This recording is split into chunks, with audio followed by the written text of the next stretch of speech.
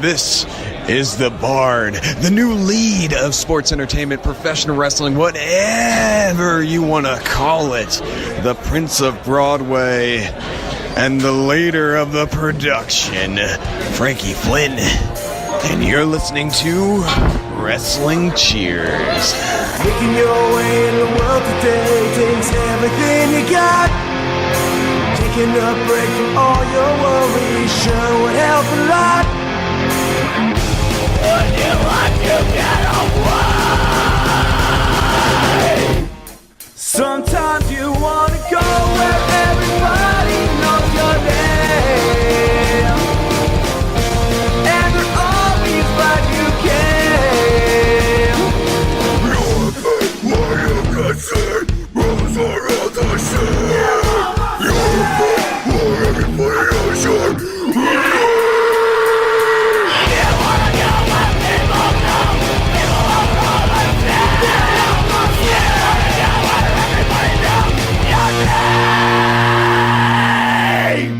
And welcome back to Wrestling Cheers, where everybody knows your name, even if we confuse you with someone with a little dick. And we are here on the brand new TrendingTopicsNetwork.com. And here on Wrestling Cheers, we like to talk about the wonderful world of independent wrestling in Northeast Ohio and shows that we go to, shows that we've been to, or planning on going to, I should say. And sometimes we even do interviews and maybe some bullshitting segments as well. But please rate, review, and subscribe to us on Apple Podcasts, Google Play, Stitcher, TuneIn, YouTube, Spotify, and Podbean, WrestlingCheers.podbean.com. If you want to get a hold of us, we're on Facebook, Twitter, and Instagram. Facebook.com/WrestlingCheers, Twitter.com/WrestlingCheers, and Instagram.com/WrestlingCheers. And you can email us WrestlingCheers@gmail.com. Without any further ado, I am your host of this wonderful show. I am Heavyset, even though some people still call me Justin on this show, but hey, I don't care. Tomato, tomato. Not like I hide my name or anything. I'm being joined this week by 2 weeks in a row. We have Kayden Ranke. Getting good at this podcasting thing again. Getting real good at it. The thing is, you probably won't be on for another couple weeks. I know after this, I'll be dead for another 6 months. No more podcasting.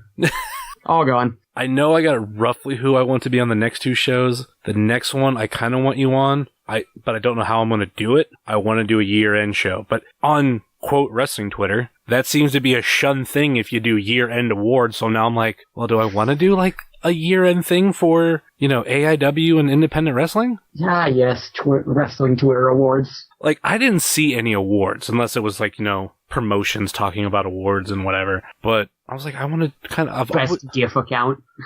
People were real mad I wasn't in the running for that, I guess. I don't know. I don't care. I feel like there's only one that, I'm not going to say that matters, but like there's that one that everybody knows, and that's okay. Didn't botch his name like most people would. Good job. Yeah, because I've been taught how to say it. Because I think I've been saying... Getting better. I've been saying Joe Coy forever, and I think you corrected me, you're like, it's okay. And I'm like, oh, okay. But like, that's the... It's in his Twitter bio. Come on. Who reads Twitter bios, even when you add something right before the show? You know what? That's cool. I popped myself with that one. I seen the tweet. Yeah, so I do want to do just a year-end thing. It's a way to also close the gap between Rulers of the World and We Have a Dilemma, or We've Got a Dilemma, should say. So Ones. I plan on having a lot of people on, but I got to figure that part out. I do want to do one. I have to write I still have someone lined up. Who? Interview-wise. Oh, yeah. Do you want to mention it now, or are we just going to leave a tease? I don't know. Should it be a surprise interview? I don't know. Okay, we'll do this because I'm not a fan of something not happening. Like, until, like, it's actually happened. Like, next month in January, at some point after Rulers of the World and after the end of the year show, or maybe even between Rulers of the World and end of the year show, if I want a nice buffer, I did get an interview this past weekend. And that, I'll say it because it's been recorded. I've checked the audio file. I've uploaded it to my computer. Everything's good. I did an interview with local independent wrestler Joshua Singh. We talk maybe a little bit of wrestling, because literally the first thing I asked him a spoiler alert is, where the fuck have you been? Just so we can know. I want to know the story. Where the hell have you been? But we got into that, and then eventually we talked a lot of movies up until he kind of had to go, so we wrapped everything up. So that will be out sometime next month. Kayden also had an interview scheduled this past weekend, but that kind of fell through, but it's still possible. No one forgot. Yeah, no one forgot. TLC matches happened. It's more or less, we didn't want this person to say something that they would forget, didn't mean to, just a misrepresentation of who they are. So, putting it off, and it'll happen. Not for a bit. It will happen. Hopefully, you'll hear that in January. Once we have it, we'll let it be known. And even what I'm planning on doing for that episode, it's going to be the first, Kayden bulk episode. I'll probably just record a really small intro, really small outro. The rest will be nothing but Kayden and a particular interview. And I've told Kayden before, he's more than welcome to do interviews like that anytime on the show, because it gives me a little bit of a week off. And I gladly take a little bit of a week off. See who else I can get on here for an interview. But, this past weekend, we went to 2 shows. We won't really review Mega Night of Champions 19, Mega Wrestling, Mega Championship Wrestling, whatever it exactly is. I will say for my first Mega show, I did have a lot of fun. See you in 2 years. I made the joke to Traxler. It wasn't 2 years. I was like, see you in 6. Because in 6 years, it was my first Mega show. Though, looking at the next event with the first match they announced is PME versus the Carnies, I'm like, oh, damn. That's pretty good. Well, there's a part of me that wants to come back, but with January, I know my niece, one weekend, it's her Sweet 16 surprise birthday party. She doesn't listen to the show, so I can tell you it's a surprise birthday party. But then again, I'm not saying what the date is. So there's... I was about to say, shouldn't talk about this if she listens. No, she don't listen. She don't like wrestling. All right, we're good. There's that one weekend. There's a show popping up in Akron that I'm halfway interested in going to, because I know people involved, and Xbox going to be there. Pop up pro wrestling. So I'm kind of like, I might go, I might not go. And then also here at the right after Rulers of the World, or Universe, or whatever, Rulers of the World, I'm moving. It's pretty much official. And that'll be actually fun, because I'm going to be able to have my own, recording space a little bit better than what I have now. I'll be able to have people over for interviews a little bit easier. So I know that's another episode. I'm planning on one of the shows that I promote. I'm going to have somebody live, and that should be another January episode. So be on the lookout for that. That's going to be a fun one. But going back to Mega really quick, I really did enjoy it. I think one of my favorite things, being an AIW fan for so long, is seeing the very random return of the Latin Crime Syndicate, even though if it was just because Tracy Smothers couldn't make it to Ohio. Nonetheless, this was so good. Not many people understood why this is a big deal, but this was amazing. The funny thing is, the music hit, and I'm looking at you, and I'm looking at Michael, okay, I've never been here. Whose fucking music is that? And even the look on your face was I don't know whose music this is. And then we look, out comes Latin Crime Syndicate, and we all pop.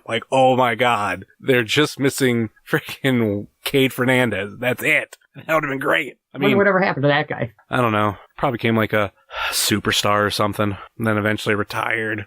That's why he wasn't there. I think I heard he was retiring that on Saturday night. That's why he couldn't be there. Mr. Good show. Yeah. Let me see. Other than that, the women main evented. That was good. It was a short match, but it was pretty crazy. It didn't feel short. Maybe because the night was long, and I was just kind of yeah, that's understandable.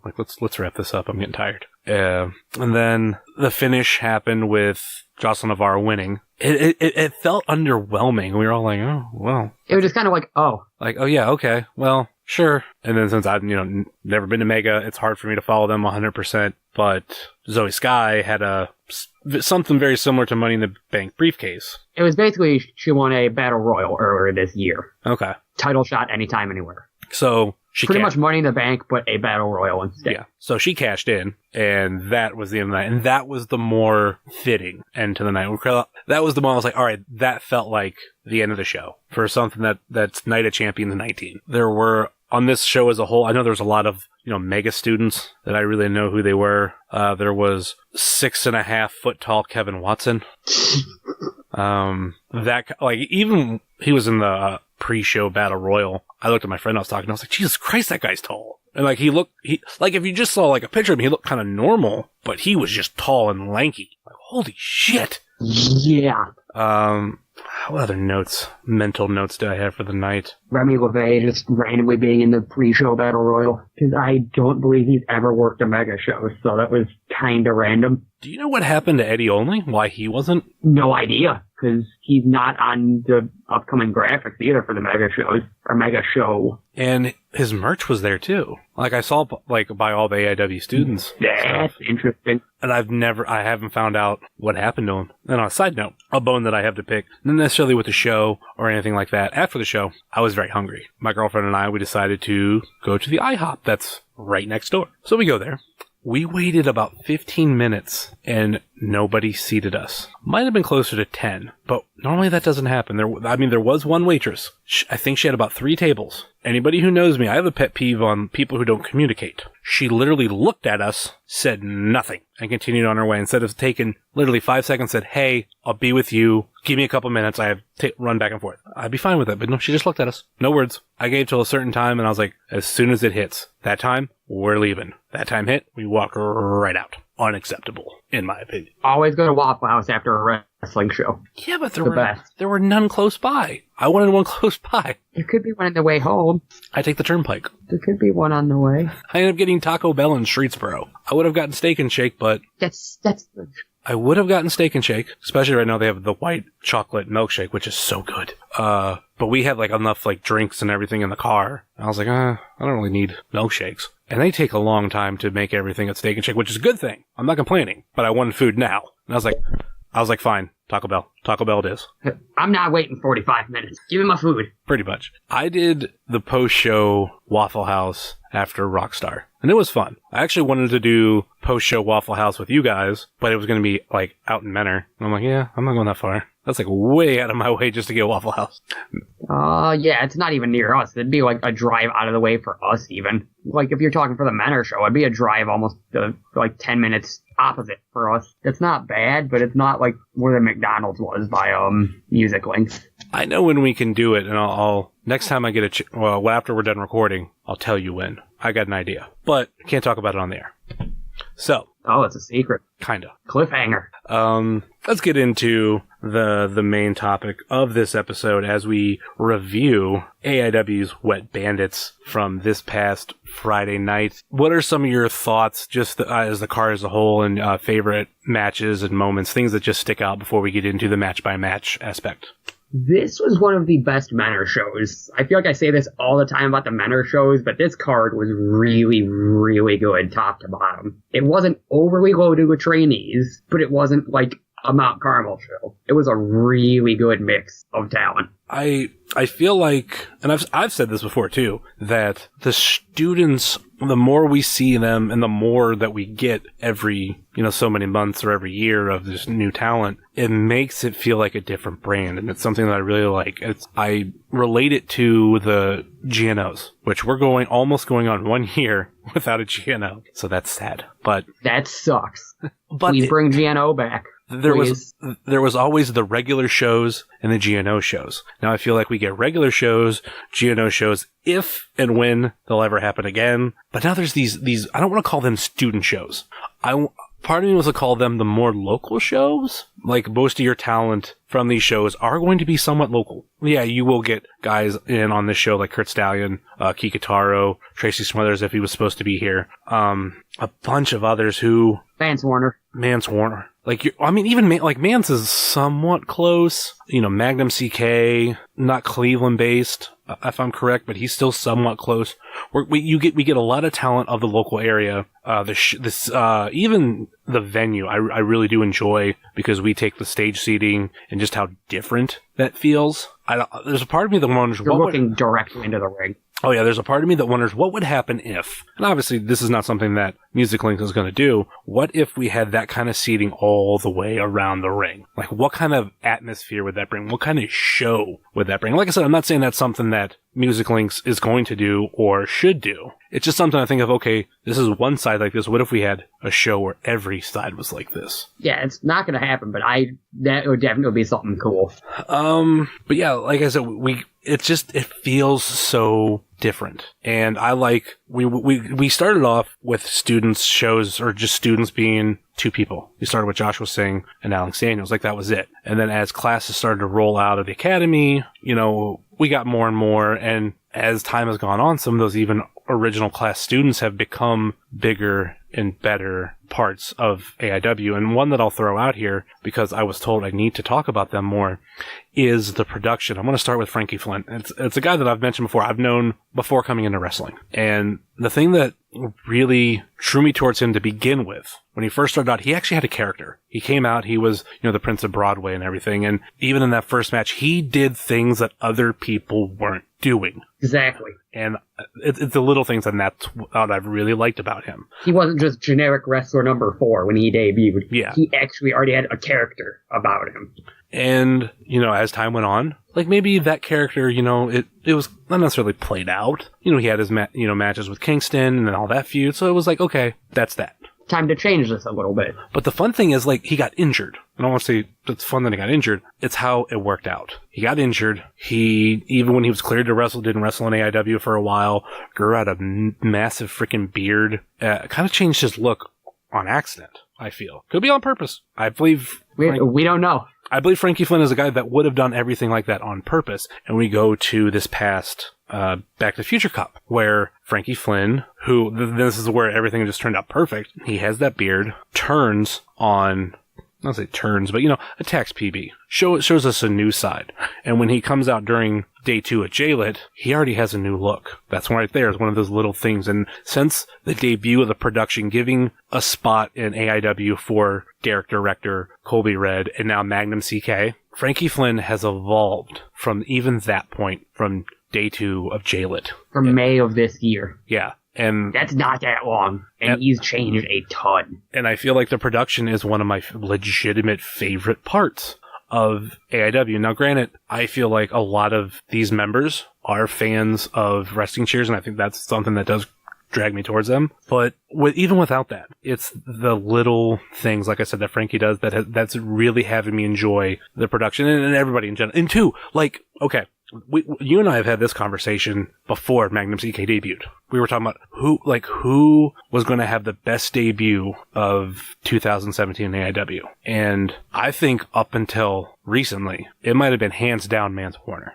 MJF, I think if he was on more shows, showed more of a presence these past couple months, he would be up there too. But I think Mance Warner, the little bit he's been here, has killed it. The 2 matches he's been here. And then Magnum CK debuted. He's another guy that does I'm definitely a promo guy. If you cut a good promo and get me interested, I'll love that even more than your wrestling ability. Promos are a big part. You could be the best wrestler and cut a terrible promo. One of the best promos of 2017 in AIW has been Magnum CK, and he didn't even say a word. And then there was also the one that was released right before the Wet Bandits. That's funny, as we recorded, that wasn't out yet. So I actually made a comment of like, oh, now we're going to go into, WWPME. We're going to what they say. Well, literally, I'm in the middle of post-production, and I get a notification on my phone because I am subscribed to the AIW's YouTube channel to the notification part.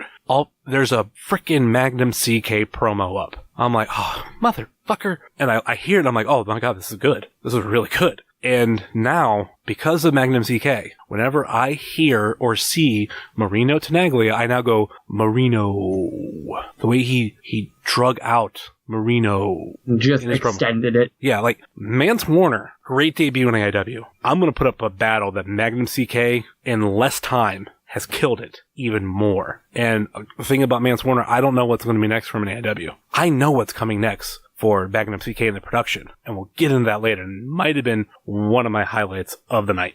Any other thoughts, Kayden? The production are really good, pretty much as you said. They're great, just from Frankie going insane at Jaylit to this turning into a legitimate group and force in AIW. It's all been awesome this year. So let's get into the card, as it were, and we'll talk about how no Steve Guy tonight.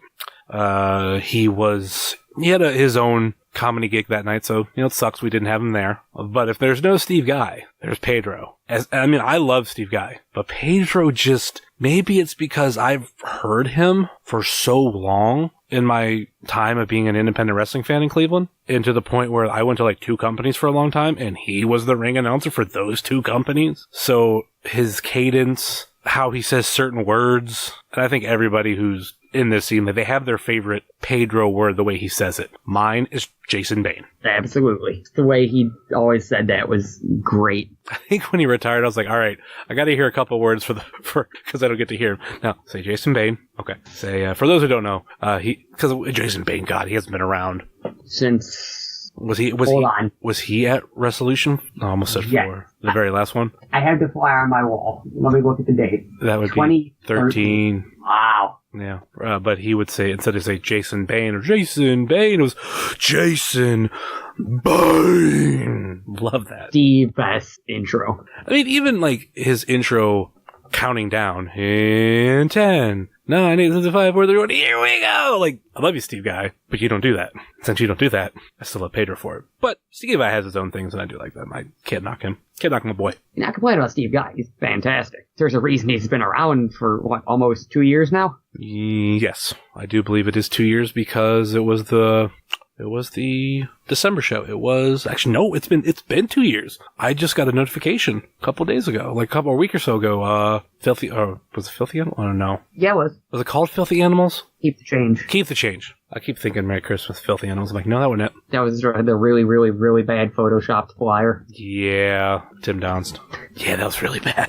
Flyer now. But yeah, he's been the ring announcer since then, and I was one of the few people that pulled for it. I was like, I want, give it to Steve Guy, and it made sense. Like, no offense to the what I call the interim ring announcer between Pedro and Steve. The best ring announcers are from the area. Absolutely. So when something happens, like, they're right down the road. Like, even Steve Guy, he's legitimately like right down the road. He's in Lakewood. Instead of having to drive all the way from Pennsylvania, so if something happens, especially driving... You're without a ring announcer. Yeah, especially having to drive through Pennsylvania. Like, it's cool to have somebody dependable, and Steve Guy is dependable. We're talking a long time on a ring announcer, but let's get into the first match. And it was, this is a doozy. Big Mo versus Big Twan Tucker. Unofficial stipulation, loser can no longer use big in their name. This match was only missing Super Oprah. Not big in their name, I mean, we're just missing that. Big Twan won via spear, and I enjoyed starting off with this. These two aren't the smoothest of wrestlers. But it was just them beating each other up for, 10 minutes? Something like that. It was fun. Yeah, it was... I mean, you weren't going to get any flashy moves. You weren't going to see Big Mo jump over the top rope and land on Big Twan Tucker at ringside. Granted, we've seen that spot all throughout the night because of a lot of the, the high flyers and skinny folk. It wasn't going to... that venue does not have a good history for dives. No, it doesn't. No, it doesn't. It really doesn't. Terrible history. So yeah, Big Twan Tucker defeating Big Mo in this one. Like I said, I enjoyed it. And also, the thing about some of these matches with two big guys, bad pun, and I don't mean it to be, sometimes they weigh the show down. Like, we go, especially with a lot of, the high flyers and everything, people, if we would have had Trey Lamar versus MM3, and then had this match, and then had even AJ Gray versus Dr. Daniel C. Rockingham, I feel like this would have like slowed the pace down. But we start off with it, and I felt like that was a nice kick. And there are people out there who love big guys going at each other. So, my opinion, perfect start for the night. It was just a nice way to get the show up and running. It wasn't like an insane 6-way scramble from the Turner's era or any of the lucha matches from the last year. But it was just a fun boss match. Up next was the Production versus WWPME. That'd be Weird World and Philly Marino Experience. So as a whole, which, God, I love having so many characters to work with on Twitter now. We had Frankie Flynn, Magnum CK, Colby Red, and Derek Director versus Philly Collins, Marino Tenaglia, Weird Body, and Worldwide. All in one tweet with 2 pictures. So awesome. Thank you, Twitter. The production won via leg bar, according to you, Kayden. I still don't know if Frankie had the technical name for that. The funny thing is, Twitter has asked me whether I want to translate this from Dutch. Well then. I love this match. I mean, the production, I've been handed a note from Frankie Flynn says the production's a great team and needs to be emphasized here on the show. So, great team. And they proved it. And there's more on them later that I can't wait to talk about. Because I'll honestly say, I didn't figure AIW would pull the trigger on this now. And I thought we would get I know exactly what you're talking about, and yes, I agree. I thought we would get this build maybe at Gauntlet, and then somehow lead into APSO? That's pretty much what said thing is. We're not going to say what it is. You'll find out later. For those who weren't there. But I enjoy this match too. I got a lot of clips, which I haven't mentioned on here. Doing the Instagram clips. I got 95 clips, individual clips. And then when I pasted them all together, which they have yet to be posted to YouTube, but I'd say they could be by the time this gets posted, but it won't be. Pulled up here. 21 minutes long, almost 22 minutes long. So, yeah. This match had a lot of really, really good clips. I love how the production in the short period of time, and this is the first time we've seen the production as a whole, how they worked as a team. That's, I think, one of the highlights that I can think of from this match. And again, just talking about, not the production here, because the production are fantastic, but Philly and Marino, yet again. Hold on. Pun? The production is fantastic. Unintentional pun, but good catch. At Freaky Fantastic on Twitter. Did not mean for that one, but good catch. This is what happens when we're recording at 11:45. Yeah. But yeah, Philly and Marino. Every time I see them, they're so good. Philly did a moonsault to the outside during this match. Yes. Ridiculous. I got it on video.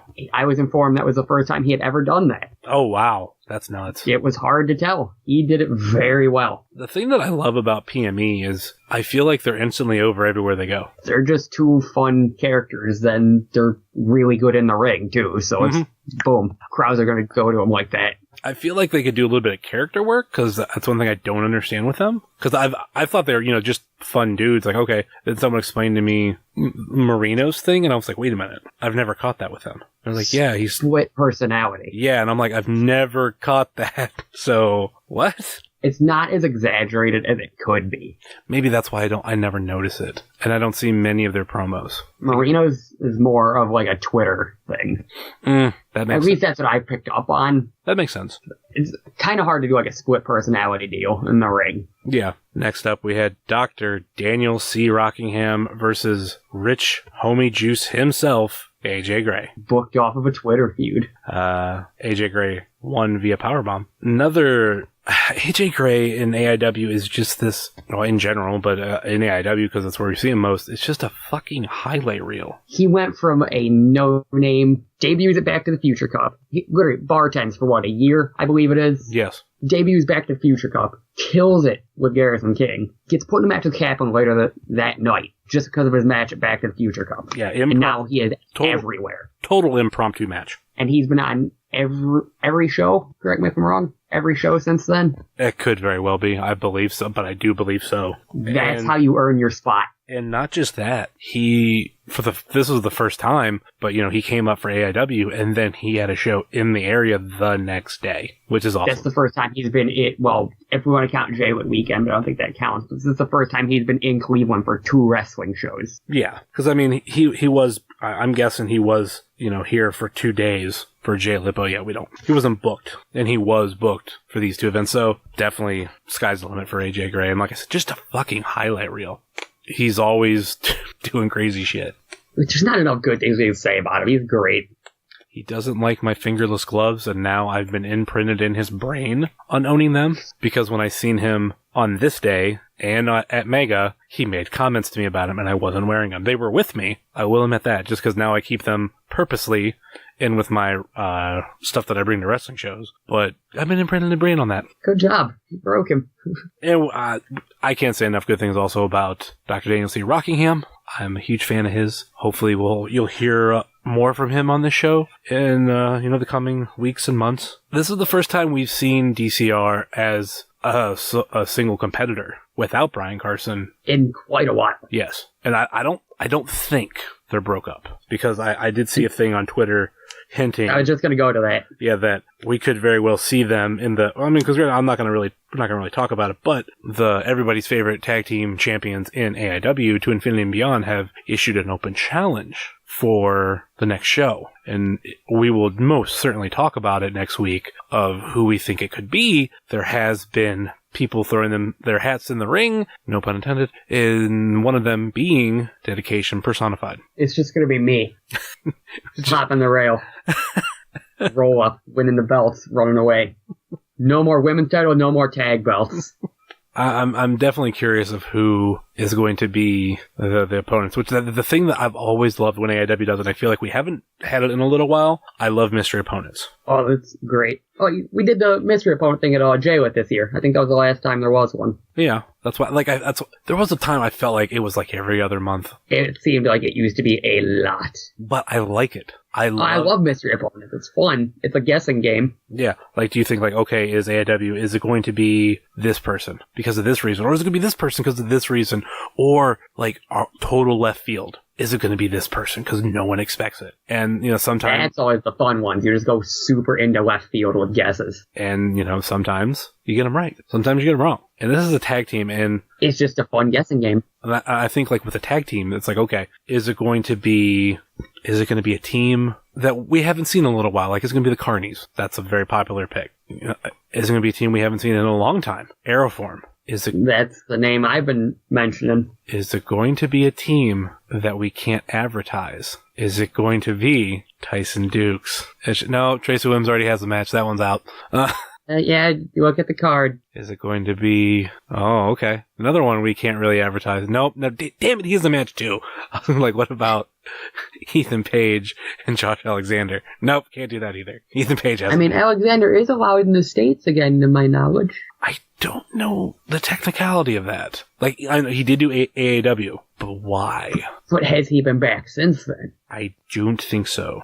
That's weird. So, there's that. So, we'll definitely get more into that next week with the guest on the show. Gonna be fun. And obviously we'll know by the 29th. We'll know on the 29th who the opponents are. But they better know on the 29th. What if, because I haven't got to say this in a long time, what if it's Fruth and Winners?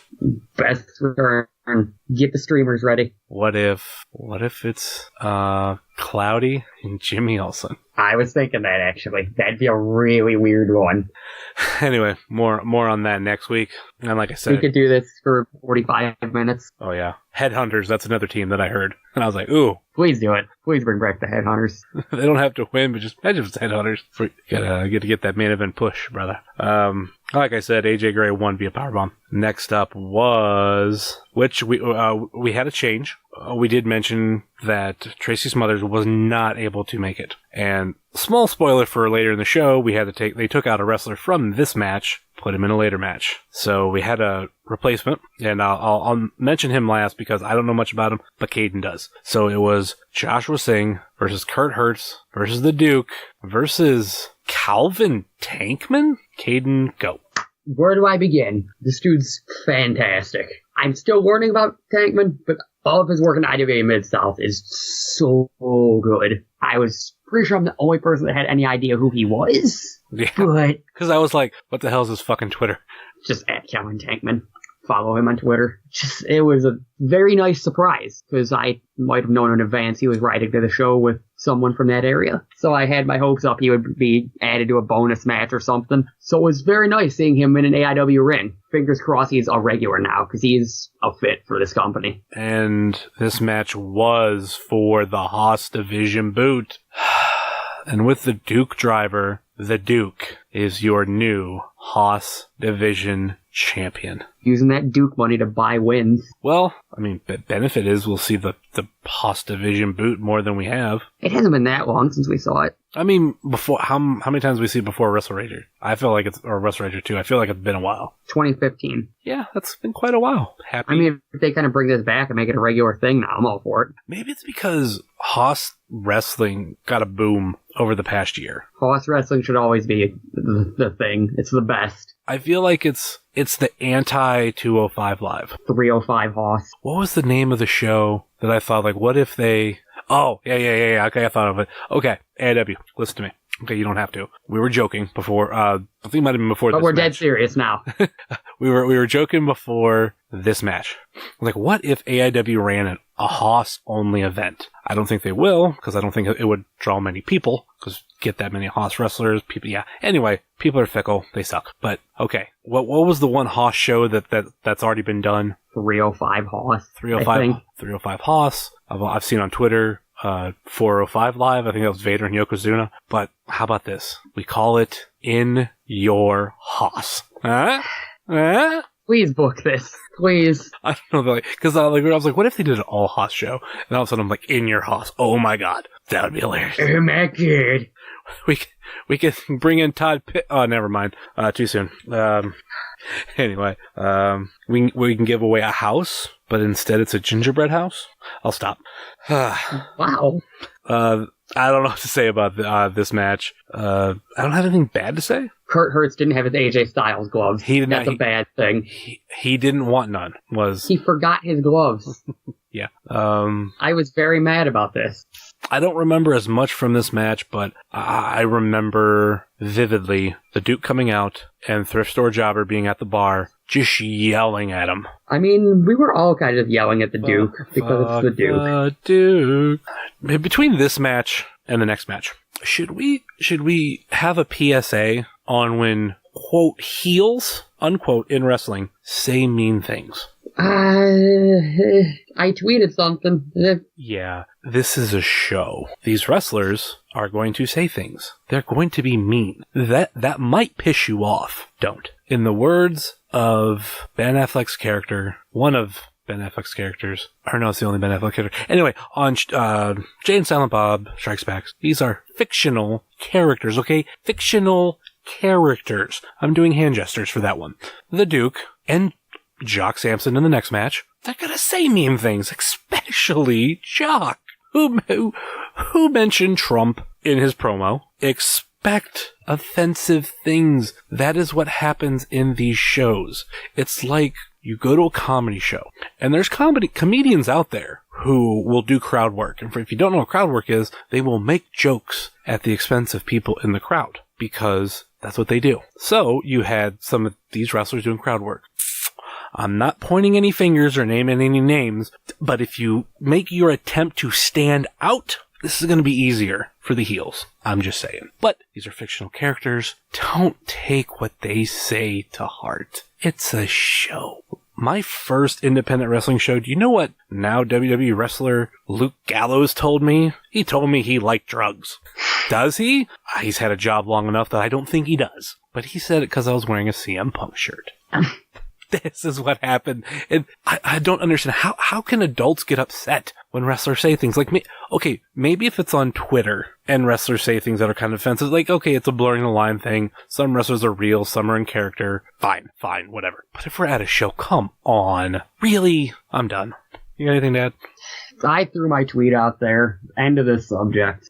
And we'll move on to the Trump supporter himself. Jock Sampson was filling in for Uncle Tracy, going up against Pikachu, a.k.a. Kikutaro, a.k.a. Buffet Club, a.k.a. Issa Baroon. There was no Baroons. There was no... very sad. There was no Baroon. Though, he did have Buffet Club shirts, like I mentioned. Mine is sitting next to me. I'm waiting to go to a buffet to wear it. And I'm being dead serious. I want to walk in and wear a shirt that says Buffet Club. And not just any buffet. I love Chinese buffets. There was one right up the street from Music Links. Could have went there. I wasn't hungry. What was it?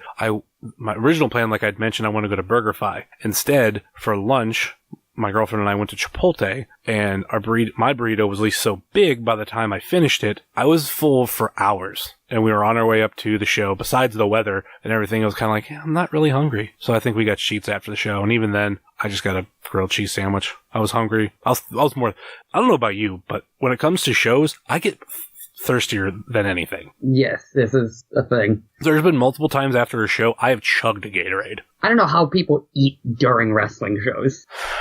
I sometimes I get it, but then again, I have to drink at the same time. But I think I'm picking, I'll get a drink before I get food. Half the time, like, I don't want to leave my seat. Like, I'll leave my seat at intermission. That's it. And then now I'm starting to, like, I'll bring Gatorade, either put them in my bag with me. Worst case scenario, I keep a full Gatorade in the car. And I'm, like I said, I'm chugging that bad boy as soon as I get out. Like I said, after the show, we went to Sheetz, didn't have any Gatorade in the car, but I bought 2 in there. And I almost explained to my girlfriend, I'm like, yeah, I'm going to chug this almost. It's going to be gone before you know it. And it was. But anyway, enough about food and Buffet Club. Kikutaro won via Shining Wizard. This was a fun match. The only sad part was it wasn't Tracy Smothers and Kikutaro. I love Jock. It'll happen one day. I love me some Jock Sampson.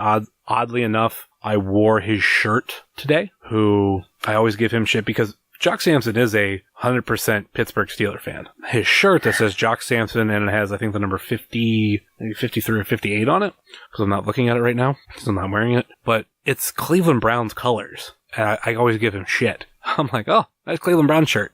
And I think it was during intermission, I joked with him about it again. And he's like, oh, like it's on sale for $15. I'm like, you got it in 3X? Normally, a lot of wrestlers don't have 3X. He's like, oh, got him right here. And I'm like, oh, well, here's $15.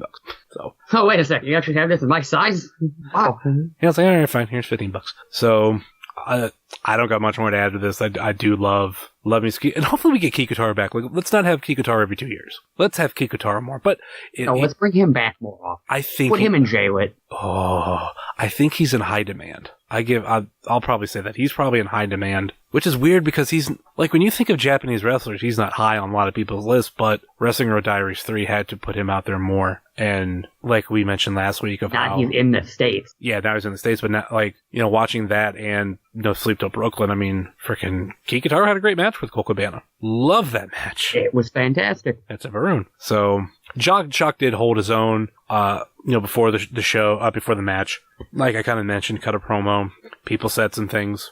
Jock said things back. And I want to see more of Jock in AIW too. But the thing that I do love about him, he's had his times where he's been booked a lot, but then we won't get him for a while. So then when he comes back out, like he came out at Absolution, I was like, oh my god, Jock's here. Like even if he's just a freaking lumberjack, like Jock's here, this is awesome. Just whenever he shows up, it's cool seeing him. And then at this point, we had intermission. And the thing that I like to do during intermission breaks, even though I don't do this all the time during shows, I'll mention it now instead of the end. Let's talk about all the shows you could find on the Trending Topics Network and all the podcast friends on the Trending Topics Network. You can find All Beer Inside, European Uppercut, The Tuts Experience, Lou Chat, What's on Fight, Eurovision Showcase, Legends on Siren Radio, Old School at the Movies, and actually, nope. That show might be done with too, so, oh wow, I'm losing all the shows. That's the thing about podcasting. Sometimes you stop for a certain reason. What was a show that I'm missing? Tales from the Fourth Row. I know that's a show that I don't have on my notes, but also check out our podcast friends such as Macho Man Radio, Chris Clem's Cavscast, Wingcast, a Wingman podcast with Steve Guy, Let the Hate Flow Through You with Jeremy Shear and El Hordano Diablo, Pod Van Dam, Road Home from Wrestling, Thrift Store Jobber on eBay, Instagram, Etsy, and Twitter. Check out our friends over at Rebel Live Media and the official graphic designer of Wrestling Cheers, Moy Boy Designs, and also, you haven't heard him the past 2 weeks, mentioned, Weekly Wrestling Podcast, coming back soon. Not sure how soon, but they're coming back soon. Isha Baroon. All I'm going to say is I don't do anything besides just appear on WWP. So don't yell at me if they don't come back for another 6 months. So this show's more dependable. Yeah. Well, I know sometimes that's the thing with podcasts. Some people don't put out shows every week. And I was like, for a while, I was doing this show and Hanging with Heavy. I love doing Hanging with Heavy. Hanging with Heavy, I just sat in front of my microphone and talked. But then I had to edit and post and all that kind of stuff. Took away from other stuff, and I'm probably ending Hanging with Heavy, or it's just going to become a very, very random show. I'm putting a lot of concentration into this show. Because the thing that I'll mention till I'm blue in the face, or at least for a couple more weeks now, because that's when it'll matter, from 2012 to late 2016, I put out 30 episodes of the Ohio Indie Report. Not a whole lot. By the last episode of the year, which will be next week, actually. This is, I think, the 30th episode. Episode 31, next week will surpass what I did from 2012 to 2016 by one episode. That's crazy. So it's me putting a lot more emphasis on this show, bringing a lot more people, and I'll be honest with you, like I kind of mentioned last week, I'm working on a roster here for Wrestling Cheers, and the people and the ideas that are coming in, it's fun. It's going to be so much fun. I'm hoping 2018 is a great year for us, and hopefully we get way better, and hopefully more people listen, but don't necessarily I won't be as involved in 2018 once we hit the halfway point, but I'll be here for part of it. Yeah, I know that's coming up for you. I was never told a date, but it's happening. I want to plan it around Ab, so I'll be here for a little bit. Okay. But the whole thing is, well, even like with you being gone, part of next year, if we can there's enough people to like fill in, like there's going to be an audience that misses you. Actually, we'll all miss you not being here, but not missing a beat, having so many different people on, like, that's the thing. You have so many people that are just ready to go. And I have people constantly telling me like, oh, how can I get on? I've wrestlers every show, especially AEW students. When am I getting on the podcast? Oh, you have this person on the podcast for me. Trust me. I want a lot of people on the podcast. But seeing how like I don't work on just interviews, like we talk about what's going on the scene, what's going on in AIW and everything, and OCW. Interviews come less often. But I have a list of people that I want to hit up, and that's another thing I want to hit hard in 2018. And also, like I said, the roster of people. Even like this show, Ohio Indie Report at the time last year, at this time, it was only really me, Dustin. We just brought in Peyton a little, he'd been on a couple episodes over the last year or two. And then we had someone who won't be named. So 4 people on the show. And since then, I have 3 of those. There's also the 2 Eds. And, I brought on Andy from Road Home from Wrestling for an episode. And I have a handful of people who haven't been on this show yet, but will be. I actually have figured out who's going to be on the preview episode of We've Got a Dilemma. And it's someone who's never been on this show, has been a AIW and independent wrestling fan longer than I have, doesn't come to many shows. So he said, I was like, dude, I need to get you on. When's the next show you're coming to? He said, probably February. It's like, okay, preview show, mark it down. You're going to be on. He's like, okay. Teaser. Ooh, who could it be? Going into the out of intermission, the tweet that I sent out from the wrong account, didn't realize until a couple matches later. So for some reason, if you were following at Wrestling Cheers and not at Heavyset330, you did miss the announcement of the match beginning Trey Lamar versus Malcolm Monroe III. And Trey Lamar wins after Chase Oliver returns and DVDs MM3 into the buckles. Chase tried to kill MM3 with his Death Valley driver. It was disgusting. Yeah. It was not nice. No, it wasn't. But so we had the return of Chase Oliver, and we have we have No Consequences as a whole. We have No Consequences back together. It hasn't been that long, but it really has if you think about it. I think because there hasn't been that many shows. This is true. We also took not that long. Well, maybe it has. It was right after Absolution, wasn't it? The show after. So yeah, it has been a while, but we also had that, that massive layoff. So that's helped. The 9 weeks. 9 long weeks. That when you're running a podcast, you go, how the fuck am I going to fill these weeks? Yeah, there's wrestling. I loved it when AIW was like, oh, what are we going to talk about on the podcast? We have all these weeks to fill. I'm like, you're telling me. I cover your guys' shows. I cover a lot of shows. I was like, I have to figure out how I'm going to fill all these weeks out. Luckily, I did it without a problem. But, yeah, not a lot of notes in this match, but this match was an absolutely crazy match. MM3 always tries to stand out in every single show that he does, and every single match that he does, but I love He's super creative, some of his moves. I love the little storyline that we did while Chase was gone. We had him fill in 2 matches, we had an altercation, and then MM3 gets attacked by Chase Oliver on his return. And that's another thing now. Okay, is MM3 going to come back? Do we get MM3 Chase? Do we get MM3 Myron Reed, coming in? There was the match that Chase got injured where it was MM3 Myron Reed and some people. Jonathan Wolf. Jonathan Wolf. That's someone else who could still be in this. Yes. And I feel like Jonathan Wolf is another basically said Tequila Jacks or Music Links wrestler who we only see for these shows, but he's really trying to stand out. Definitely could see him come into here for this. I don't want to refer to like the Music Link shows as tryout shows, but in a way for some of these guys, it's like their tryout match to get onto a Mount Carmel event. Yeah, I see where you're coming from.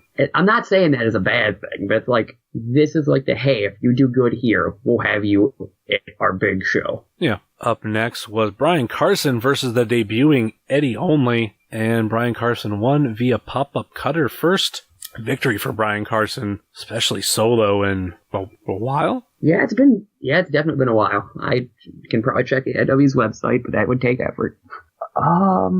Eddie Only did get it wasn't a please come back. I think it was an Eddie Only chant. He got some sort of chant. He got a chant afterwards. So very deserved because he's good. Mm-hmm. I still say he's Worldwide's little brother, but that's just me. I'm not going to disagree with this. Or as friend of the show, Michael Moynihan said, statewide. Statewide. This is like the new Uha County. Probably one of the funniest things I've ever said at a wrestling show.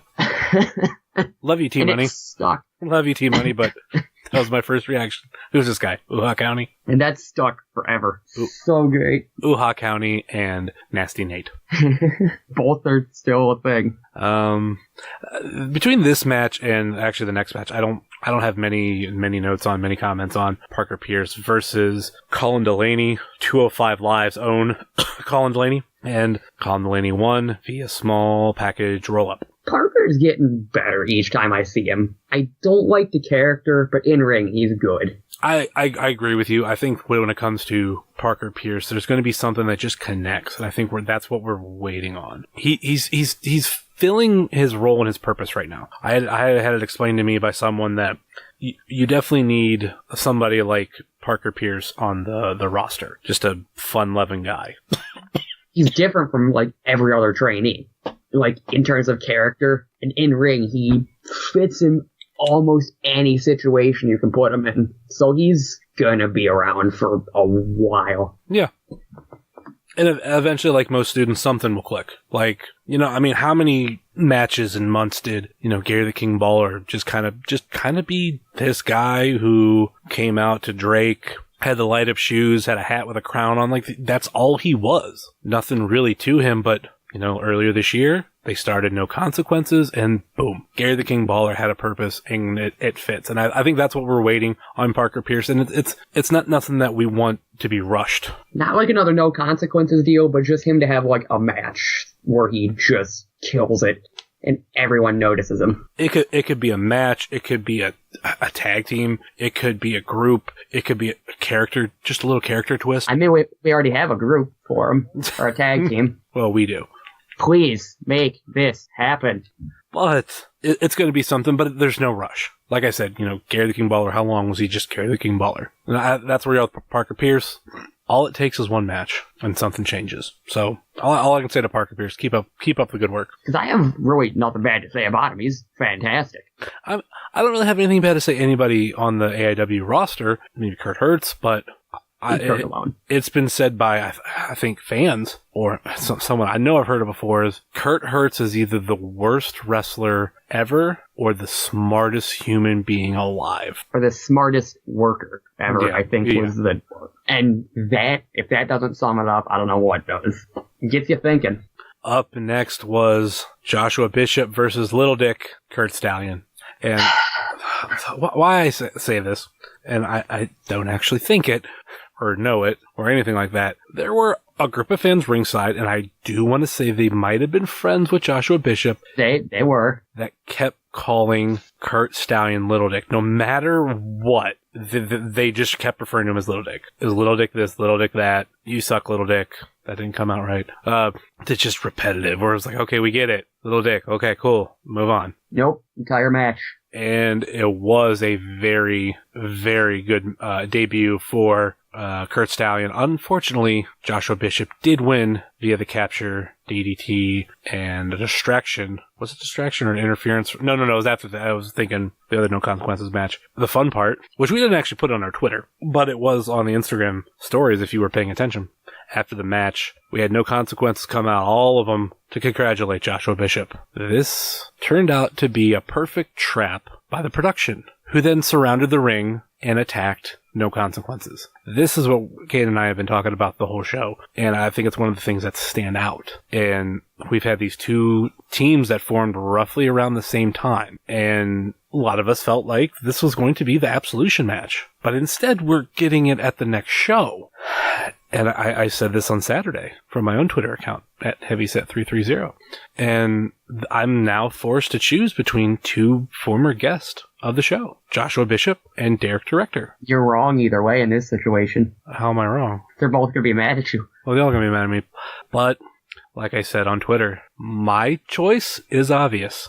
On my right arm, I have a tattoo. That doesn't get shown too often because I'm a t-shirt wearer. It's comedy and tragedy. I have to go with the production. Sorry, No Consequences. I'm going No Consequences. They only have one tag loss, I think. I go to a lot of wrestling. I can't keep all these results straight. Oh, technically, the production only has one as well. What match is that? I'm sorry, I go to way too much wrestling. Wrestle Rager 2. I keep forgetting about it as well, but... That does count. That does count. It happened. But since adding a new member... Undefeated. Though since any match that Chase Oliver's been in, undefeated. So, yeah, big question there, but I'm really looking forward to it. I think that was the first match officially announced. I'm hoping this extends out than just this match, just this particular match. We still have PB Smooth out there too, who has to be looking for revenge from the production. So don't forget about that. And what if he was not at this last show like we thought he would be? Yeah. We were right the first time. Not this time, though. What if PB Smooth picks up Malcolm Monroe III, maybe Myron Reed, maybe Jonathan Wolfe, and they create like a team that's against both? I like this idea. Because PB Smooth has to fit in here somewhere. And we still have Malcolm. He can't just keep being on his own like this. And we have Malcolm Monroe III out there too. The other two just going by history, but it could be somebody else. Nick Gage. Just killing everyone. So I think that is kind of an option, but if this gets extended out, like just looking at the production, No Consequences as a whole, I feel like they're evenly matched. Like a match that I really want to see. Imagine Joshua Bishop and AJ Gray versus Colby Red and Magnum CK. Ooh, that'd be really fun. What about Frankie Flynn versus Gary the King Baller? There's so many matches for this. This is crazy. I know. I as a whole, I feel like there's you have two bigger guys and two somewhat smaller guys. The build might be a little different from Derek Direction or Derek Director. I get those guys mixed up. And, you know, a guy like Trey Lamar or Gary the King Baller. But still, I think that's why I'm really looking forward to this match next week. Yeah, that show's next week. My goodness. So much wrestling. We got only one match left on the card. We have Manser versus Dominic Greeney. And this is not what we expected the main event to be. No, not at all. I don't know if they knew before. I mean, they had to have. That Tracy wasn't going to make it when they announced that this would be the main event, but it's kind of like I was saying last week. Dom is like the most dangerous man in AEW. And this match, which was held under UFC 1 rules. Dramatic pause. Dramatic pause. Dramatic pause. Anything goes. The best. Yeah. For some reason, also Twitter wants me to translate this tweet from Dutch to the result of Dominic Greeney wins via snap power driver. I think it's the word via that for some reason it's Dutch. I don't know. But a very fitting and fun main event. Love me some Dom. Love me some Manser. And yeah, your thoughts? Mance needs to be on more AIW shows. And Dom, he's fantastic, and I forget he's not even 2 years in. He wrestles like he's been wrestling for 5 or 6. Both of them are excellent. This is probably the best main event for the show. If like Stallion Bishop or Kikutaro Tracy didn't go on last, this is probably the match that deserved main event. It was perfect. I mean, has Dom had a bad match in AIW? That one they mentioned on the AIW podcast. First Back to the Future Cup. I'm trying to remember who that was against. Him and Dr. Dad. Yeah, that's right. Other than that, I mean, the opponents... Everyone has one bad match. The opponents that Dom has had, Jesus. I mean, this year he had a feud with BJ Whitmer. Like, well, late last year, early this year. Don't forget, last year he had a match against some Zach something junior guy. I don't know his full name. That was a thing, my goodness. Under a year in, he was wrestling Sabre. And it was really good. And frickin' Sabre put him over. Like, he'd only been wrestling how long? Jesus. He was wrestling 9 months at the time. Nuts. So that was Wet Bandits. What was your favorite match of the night? Either Bishop Stallion, because it was really good, or MM3 and Trey, which for some reason I forget exactly how it went. I think Trey said, "Who's the man?" Someone in our section yelled Nick Gage, and Trey started calling out Nick Gage. Trey, do not do this, please. Please do not call out Nick Gage for your own safety. Don't do that. That man can just appear from anywhere. That's where we had a joke. Like, what if Nick Gage was like the Candyman or Beetlejuice, depending on which reference you want to use. Like, you say Nick Gage 3 times, and all of a sudden, he just appears. Who the fuck said my name? A bundle of light tubes.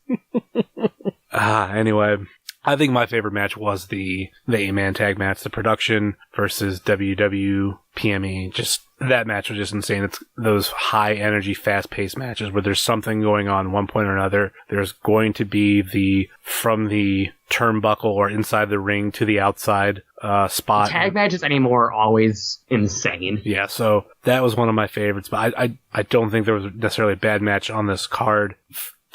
Just a fun night of wrestling. And, then also, Kurt Stallion, Joshua Bishop. It was cool to see Kurt Stallion 2 days in a row after never seeing him. And, thoroughly enjoyed it. What would you rate this out of 5? Out of 5? That's a good question, because, it's really hard to get a perfect show, but this was, for, a manor show like this is probably a 4 out of 5. Some of the fans took away a little bit of the show for me. I also felt like, as the night went on, because this was a later start, that fans were just leaving. Yes. That's the one thing that kind of took away a little bit for me. Yeah, there was 2 in our row that just walked out. And I don't think it's like the AIW did anything wrong. It was just like, oh, it's getting late, we gotta head home. Or I'm getting tired, we gotta head home. I have never left a wrestling show early. I have. Have you? Twice. One was a show in Canton, which I would say their name, but I'm not giving them the opportunity. An organization that's no longer around. Or, quote unquote, on a very, very lengthy and high. They're coming back. Okay.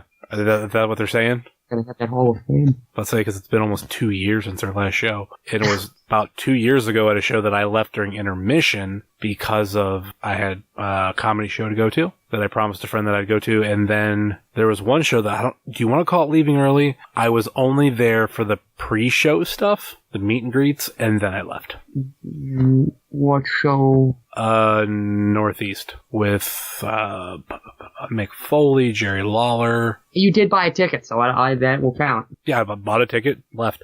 And it was only because my girlfriend wanted me to go to a concert, local concert. And I was just like, I don't really want to go. I want to go to this. And she got kind of upset. I was like, fine, here's what I'll do. I'll go and do the pre-show stuff because that's really all I want to do. Granted, I'll go and enjoy the show. I wanted to go enjoy the show, but... Go to that show, though. It's fun. Next year, whenever they're around. Yeah, I'm going to try to go again next year because they always bring cool people. And I wanted to meet Foley. I wanted to meet Lawler. Which now, do you ever get this with wrestlers? There's a wrestler you want to meet, and you're like, oh my god, I might never get a chance to meet him again. So you meet him, and then there's constantly for example, Jerry Lawler. Wanted to meet Lawler. And a couple weeks ago, he was at a hockey game in Youngstown, and then here in February, he's going to be at the Kent Theater. And I'm like, I just met him. That's closer than Youngstown. I would have went to that. They didn't know. What the hell? And that's also. I mean, for everyone who follows me on Twitter, I just want to meet Chris Wolf really bad, and that's happening in April. So you buying her shirt? I'm the indie mark. You buying her shirt? Yes, I am. It's $30. I gotta get $30. While you're on whatmaneuver.net, you should buy a Wrestling Cheer shirt or hoodie or onesie for any infant in your life. It is cold out. You can use a hoodie. Mm-hmm. I love my Wrestling Cheers hoodie. It is now going to be the official, the right word that I want to use. I just thought of it. The attire. There we go. It'll be the official attire of me, any wrestling show I go to. When it gets hotter, I'm going to take that off and I'll have a t-shirt. Wrestling Cheers t-shirt. That works. I'm going back to, the ratings. I think for a Menor show, I'm going to give it a 4. I think as a whole, I'm going to give it a 3. Like, comparing all AEW shows. And it's just, I think it's hard to have a Mount Carmel show at Music Links, but you could still have a good Music Link show. This was just a top to bottom, really, really solid show. Yeah. Especially at this building. Yeah. Like, they've been on a roll with having good shows there this year. Yeah.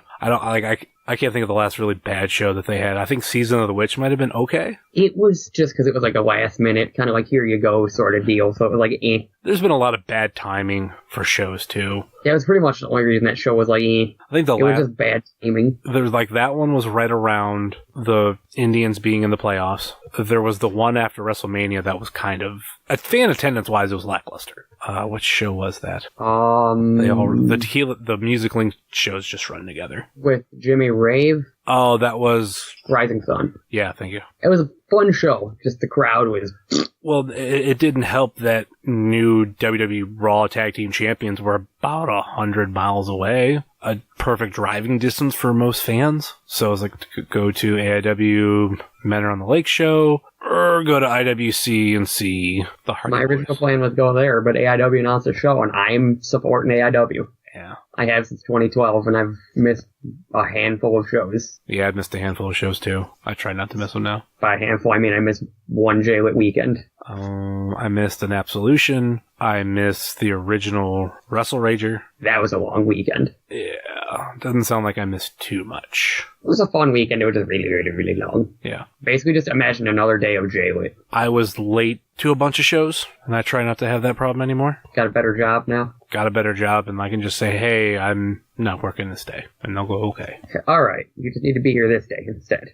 Depending. I had Friday off, and the only thing that I did instead of working on Friday, I worked my normal on Thursday, but then I went back to pick up another load and just took it back to my terminal. It's hard to explain for people who don't understand my job, but basically I did a little bit of extra work, and I was like, that counts as work for tomorrow, so you're good. All right, that was our thoughts and reviews on Wet Bandits and this particular show. We do have, should have pulled it prior to this, but we have a couple of shows coming very, very soon here at AIW. Not here at AIW, but at AIW. We have AIW Rulers of the World, and we're starting to get more matches announced for this. We have M-Dog Matt Cross versus Gringo Loco versus Candice LeRae versus Laredo Kid. Joey Janela versus Jimmy Jacobs for the Intense title. The Production versus No Consequences. Eddie Kingston versus Hot Sauce Tracy Williams. All Ego Ethan Page versus Dominic Garrini. And To Infinity and Beyond versus an Open Challenge. And that's 6 matches. I don't know what we're going to see from Nick Gage. He has a promo out, but I don't know, for him it's an open challenge, but it's just he's accepting all challengers, so we'll see what's going on with Nick Gage. And then we have one other event, and that would be, which nothing really mentioned for, February 23rd, we've got a dilemma featuring Tennille Dashwood. Front row tickets. Is it bad that front row seats were sold out for this show before they were sold out for next week's show, and those just sold out this week?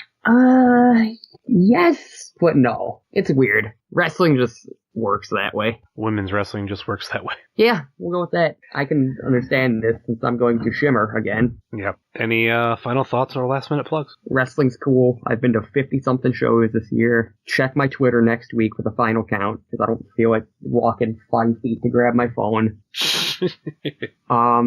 At KBR216 on pretty much everything. And of course you can find myself at HeavySet330. You can find this show on Facebook, Twitter, and Instagram. All, Wrestling Cheers, Facebook.com/Wrestling Cheers, Twitter.com/Wrestling Cheers, and Instagram.com/Wrestling Cheers. And email, if you so choose to desire, WrestlingCheers@gmail.com. And like I've said before, and I want to stress, please rate, review, and subscribe on Apple Podcasts, Google Play, Stitcher, TuneIn, YouTube, Spotify, and Podbean. WrestlingCheers.podbean.com. Check out all of the shows on the Trending Topics Network that I mentioned. Check out all of the podcast friends that I mentioned. I'll add an additional shout out. And this is a 100% true story. Let the Hate Flow Through You. I've been promoting them for months. I never listened to it till a couple weeks ago. And if you notice, I always just said it was with Jeremy Shear, a comedian that I know, much like how the Wingcast with Steve Guy and Chris Clem's Cavcast.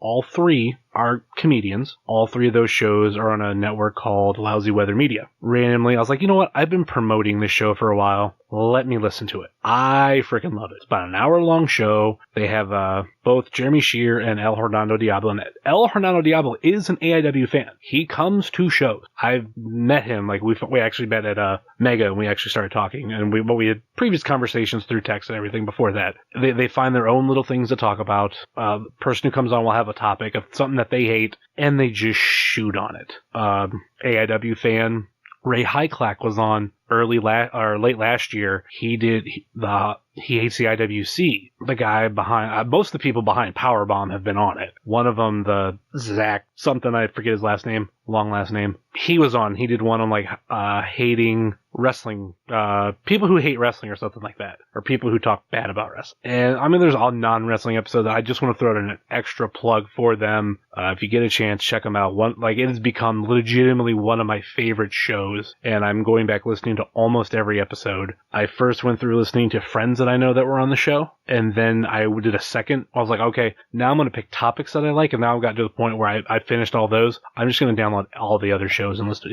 It's a very, very fun show. Very possibly you could hear El Hernando Diablo here on the show soon. But that will do it for us here on Wrestling Cheers, where everybody knows your name, even if you can't make it to the show because you'll get fired from delivering pizzas later. Making your way in the world today takes everything you got. Taking a break from